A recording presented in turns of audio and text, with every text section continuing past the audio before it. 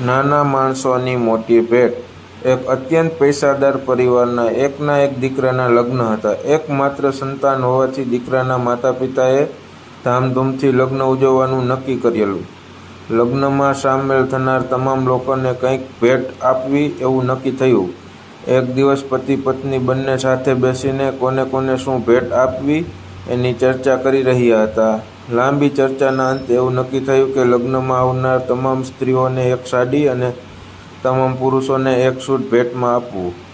મેનેજરને બોલાવીને આદેશ આપ્યો, લગ્નમાં આવનાર મહેમાન માટે 500 સાડી અને 500 સૂટના કપડનો ઓર્ડર આપી દો।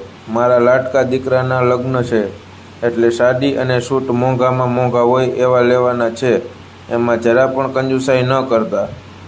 મેનેજર જતા હતા એટલે શેઠાણીએ એને અટકાવીને કહ્યું, તમે થોડી સાડી અને સૂટ સસ્તા હોય એવા પણ લેજો। શેઠે કહ્યું, કેમ એવું?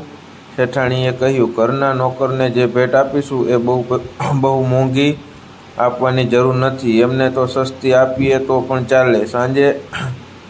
સાંજે સાડી અને સૂટના કાપડની ખરીદી કરવા માટે મેનેજર શહેરના એક અત્યંત આધુનિક શોરૂમ પર પહોંચ્યા। આ શોરૂમ શહેરનો સૌથી મોંઘો શોરૂમ હતો। મેનેજર અંદર પ્રવેશ્યા કે એનું ધ્યાન 4-5 જાણીતા ચહેરા પર પડ્યું। આ બધા લોકો ઘરના નોકર હતા। મેનેજરને આશ્ચર્ય થયું કે નોકરો અહીંયા શું લેવા આવ્યા હશે?